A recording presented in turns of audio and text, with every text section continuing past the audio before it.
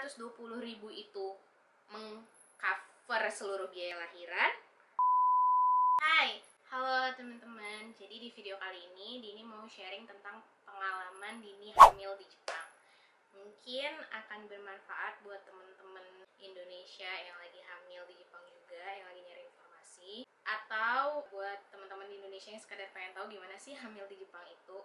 Jadi kita akan mulai dari mana ya? Jadi sekarang currently Dini lagi hamil 37 minggu. Dini mau sharing dari awal Dini hamil sampai sekarang gimana sih pengalaman Dini menjalani kehamilan di Jepang sebagai warga negara asing. Oke, let's go. Yang pertama, setelah Dini dan suami tahu kalau we are expecting, we found out that we are pregnant. Yang pertama kita lakukan adalah kita mengunjungi ladies clinic. Ladies clinic itu kalau di Indonesia tuh kayak klinik obgyn gitu. Nah, nggak harus selalu ke ladies clinic, ke rumah sakit juga boleh. Tapi kita memutuskan untuk ke ladies clinic dulu dan kita cari ladies clinic mana nih yang paling terdekat dengan rumah kita. Karena di sini jarak itu penting gitu loh. Di pertemuan pertama kita check up di ladies clinic itu diperiksa bahwa kantung janin bayinya sudah ada, tetapi detak jantung bayi belum terdengar karena pada saat itu usia kehamilan baru 5-6 minggu. Nah, akhirnya sensei menyuruh kita kembali dalam 2 minggu ke depan. Setelah ada check up kedua, alhamdulillah sudah terdengar detak jantung janin. Kita udah dikonfirmasi oleh senseinya bahwa oke, ini ibu ini sudah benar positif hamil, kantung janin bayinya sudah ada, detak jantung bayinya sudah terdengar. Akhirnya kita diberi surat konfirmasi bahwa benar hamil. Nah, langkah yang kedua adalah kita harus mendaftarkan kehamilan kita secara resmi ke kantor pemerintahan yang ada di Jepang, yaitu kantor Kuyokusho atau Shiakusho. Itu city hall atau bahasa Indonesianya tuh kayak kantor kecamatan lah, sederajat dengan kantor kecamatan di tempat kita tinggal. Nah, jadi kita harus mendaftarkan kehamilan kita tersebut secara resmi untuk mendapatkan benefit-benefit yang bisa didapatkan oleh ibu hamil di Jepang. Seperti itu.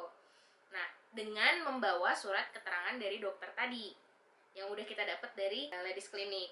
Oke, setelah kita daftarkan, ngurus administrasi dan segala macam, kita akan mendapatkan satu goodie bag gini. Cool banget ini isinya. Dengan logo ini. Ini tuh jadi logo ibu hamil di Jepang. Isinya apa aja? Oke, kita bedah isinya apa aja. Yang pertama adalah buku petunjuk kesehatan ibu dan anak nih. Kayak gini. Ini Dini dapatnya yang bahasa Indonesia karena Dini warga negara Indonesia. Buku ini itu akan berguna untuk pencatatan perjalanan kehamilan si ibu. Lalu akan juga digunakan untuk catatan kesehatan si anak sampai si anak tersebut berusia 6 tahun. Jadi buku ini tuh nggak boleh hilang. Benar-benar semuanya akan terrecord di dalam satu buku ini. Terus yang kedua, kita akan dapat ini. Kupon untuk pemeriksaan kehamilan. Jadi di dalam buku ini itu ada kupon-kuponnya gitu, kupon untuk pemeriksaan setiap kita check up rutin ke dokter obgyn atau ke rumah sakit. Nah, kupon ini tuh berfungsi sebagai potongan. Jadi misalnya kita kontrol hari ini 10.000 yen, terus ada potongan sekian, jadi kita tinggal bayar sisanya, seperti itu. Nah, buku kupon ini bisa kita gunakan sampai usia kehamilan kita itu 41 minggu. Potongannya itu juga lumayan banget, benar-benar meringankan pengeluaran pada ibu hamil lah gitu. Dan pemeriksaannya itu apa aja, jadi sudah terjadwal gitu. Minggu keberapa akan tes apa, seperti ini. Semuanya jelas tertulis, jadi kita udah tinggal ngikutin aja dan tinggal gunain kupon yang disediakan oleh pemerintah tadi. Lalu ada apa lagi di dalam goodie bag tadi? Ada ini. Maternity Maku. Nih tulisannya ada onakani akachanga imas. Artinya dalam perut si ibu ada bayi gitu. Nah, biasanya ini tuh dipasang di tas si ibu hamil gitu untuk supaya orang-orang aware, oh ibu ini lagi hamil gitu, priority seatnya harus dikasih ke dia. Terus ada apa lagi di dalam goodie bag ini? Ya biasa sih, buku-buku panduan ya, kayak gini, buku-buku tentang pengetahuan. Nih ada yang tentang MPASI, ada yang tentang cara merawat bayi, ada yang tentang bagaimana sih cara kita menjalani kehamilan yang baik dan benar gitu, makanan apa yang harus dikonsumsi, seperti itu. Salah satunya ada ini juga nih, Osaka Parenting Guidebook. Jadi ini tuh isinya kayak informasi-informasi setelah kita punya anak nanti. Terus dikasih apa lagi? Banyak banget bun sebenarnya. Jadi ini di dalam satu map ini tuh ada kayak jadwal imunisasi si bayi nanti, ada jadwal yoga ibu hamil yang disediain sama kantor kecamatannya. Habis itu ada apa lagi ya? Oh, ada kupon yang bisa kita pakai untuk belanja. Dan ini beneran udah ini pakai belanja. Yang menyenangkan itu salah satunya kita banyak dikasih kupon-kupon kayak gini nih. Oke, next. Ya gitu sih, yang lain banyak kayak gini. Pokoknya banyak brosur-brosur. Intinya hamil di Jepang itu semua informasinya lengkap asalkan kita mau baca. Karena beneran semua buku-buku yang dikasih mereka ini informasinya itu udah lengkap ada di situ, asalkan kita mau sedikit effort aja buat membacanya gitu dan mencari taunya. Karena mereka juga udah menyediakan seperti ini, ya kita harus usaha dong untuk nyari tahu gitu kan. Terus yang ketiga, kita akan melakukan check up rutin sesuai dengan jadwal. Yang ini kita tinggal ikutin aja alurnya. Yang uniknya lagi di Jepang itu ibu hamil tidak diberi obat dan vitamin selama fisik si ibu tuh sehat gitu. Jadi kita tanya kan ke dokternya, dok, ini kita nggak perlu ada minum obat gitu atau vitamin? Nggak usah, cukup dari makanan aja, dia bilang gitu. Dan kita tuh kayak terkaget-kaget gitu. Terus beneran dok, iya kamu cukup makanan yang sehat aja itu juga udah cukup kok. Lagian ibu hamil itu bukan orang sakit gitu. Sensei bilang gitu ke kita. Terus kita nanya kan, ada pantangan makanan atau minuman gitu nggak dok? Nggak ada, semua boleh kamu makan asalkan sesuai dengan porsinya. Yang nggak boleh hanya minum sake atau alkohol, dia bilang gitu. Bener-bener nggak ada pantangan sama sekali. Tapi dengan catatan ya, kondisi fisik si ibu itu sehat.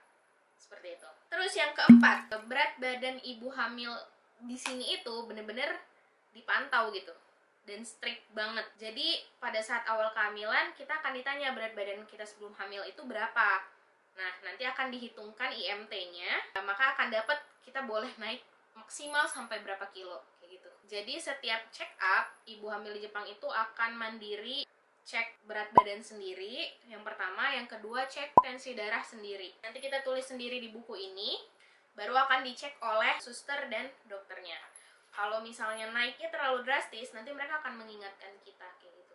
Selain menimbang berat badan sendiri, ngecek tensi darah sendiri, kita juga dikasih tabung kayak gini, dan ada caranya juga di sini untuk menampung urin kita di hari itu yang akan kita serahkan saat kita check up pada hari itu. Nah, di ini tuh untuk meriksa adanya pembengkakan, kadar protein atau gula dalam urin. Itu selalu, setiap check up pasti selalu berat badan, tensi darah, dan pengecekan urin.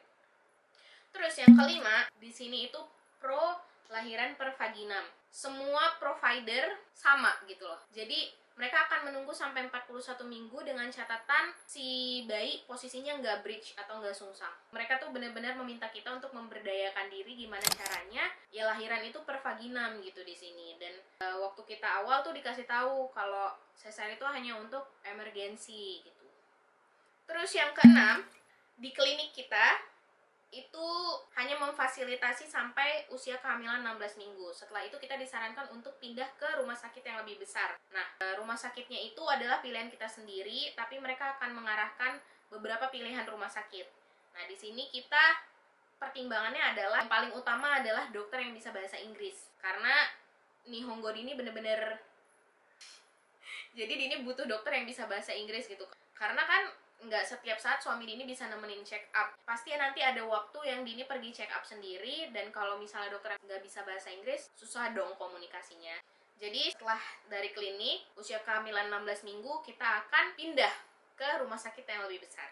Nanti ladies klinik kita itu akan memberi surat pengantar gitu ke rumah sakit yang sudah kita pilih, bahwa kondisi si ibu hamil seperti ini, perjalanan kehamilannya seperti ini. Nah, pas kita datang pertama kali ke rumah sakit, kita hanya perlu menunjukkan surat pengantar itu. Nah, nanti di situ kita akan, ya biasalah, registrasi lagi. Dan kalau dari rumah sakit yang kita pilih itu, kita dapat kayak gini.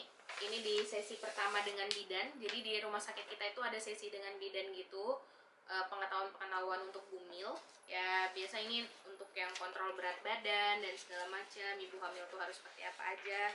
Dan ini buku panduan ibu hamil dari hamil sampai melahirkan. Ini yang disediakan oleh rumah sakit. Gitu.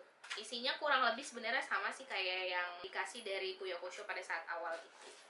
Nah, yang ketujuh, kita dapat subsidi dari pemerintah untuk biaya lahiran itu sebanyak 420.000 yen atau setara 65 juta. Di trimester ketiga harus sudah tahu mau lahiran di mana.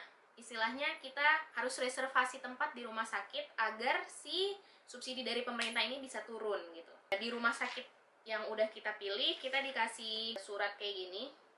Ini tuh kayak form persetujuan gitulah kalau oke, saya akan lahiran di sini, maka 420.000 yen tadi itu bisa dicairkan. Kayak gitu. Nah, apakah 420.000 itu mengcover seluruh biaya lahiran? Tergantung di mana kamu tinggal, tergantung jenis rumah sakit kamu, dan tergantung tindakan-tindakan apa aja yang diambil pada saat proses lahiran dan setelah melahirkan nanti. Seperti itu.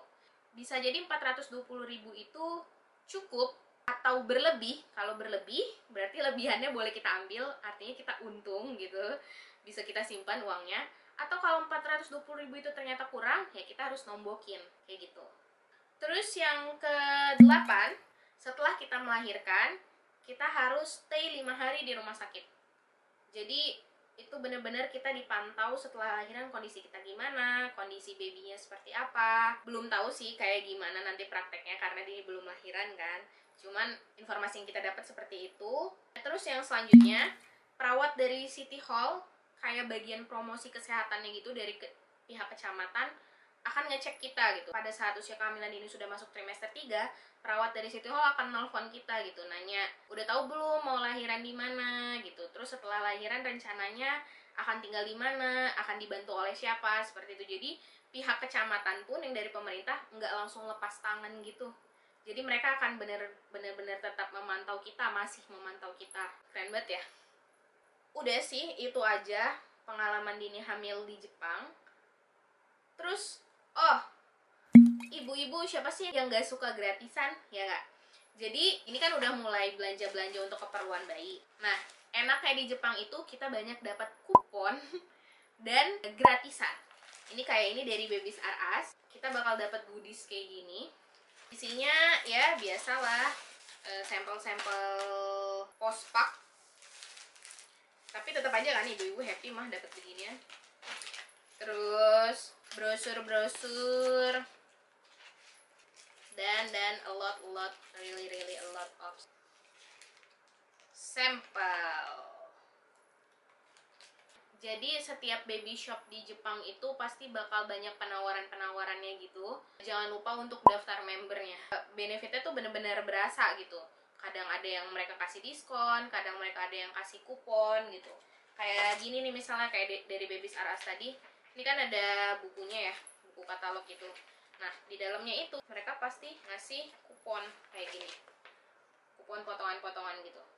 Nah, itu tadi dari Babies R Us kan. Ada lagi yang kedua itu dari Akacang Hompo. Akacang Hompo itu juga baby shop yang terkenal banget di Jepang. Isinya juga sama. Dapet sampel postpak. Terus ini dapet batch maternity maku juga, tapi yang versi dari si Akacangnya. Terus kalau di Akacang dia lebih pro lagi, ngasih kupon. Nah, isinya itu adalah potongan-potongan diskon dan poin yang didabelkan gitulah untuk member kita. Ibu mah pasti happy banget kan dapat beginian. Terus biasa ada katalog-katalog juga, dan di dalamnya tentu juga banyak voucher, kupon-kupon diskon, juga sampel-sampel. Ya, kayak gitu. Oke, segitu aja untuk video kali ini tentang pengalaman hamil Dini di Jepang. Semoga mungkin bisa bermanfaat bagi teman-teman yang nonton, karena beneran Dini pengen sharing aja. Ternyata sebagai seorang warga negara asing di Jepang gitu, Dini tuh benar-benar bisa mendapatkan semua benefit yang sama gitu kayak warga negara mereka sendiri gitu, asalkan kita mau mengikuti peraturannya. Cuma dengan cara seperti itu aja Dini bisa mendapatkan semua benefit-benefit yang bisa didapatkan ibu hamil di sini gitu. Jadi nggak ada perbedaan antara oh ini warga negara Jepang, oh ini warga negara asing. semuanya sama gitu, semuanya mendapatkan perlakuan yang sama. Dan menurut Dini itu tuh keren banget sih. Semoga bisa bermanfaat bagi teman-teman yang nonton. Ya udah, doain Dini dan bayi sehat-sehat dan lahirannya lancar, amin. Dan untuk teman-teman yang sedang mengandung juga, semoga kehamilannya lancar, persalinannya nanti lancar, ibu dan bayinya sehat dan selamat. Dan untuk teman-teman yang masih menunggu garis duanya, semoga Allah segerakan di waktu yang tepat, amin. Terima kasih banyak teman-teman udah nonton, bye-bye. Terus dari rumah sakit kita juga dapet sampel ini, sampel Pampers. Kayaknya mungkin kerjasama kali ya sama rumah sakitnya. Dan yang paling menarik adalah ibu-ibu paling suka begini nih, phone book. Isinya adalah kupon potongan untuk membeli Pampers di toko-toko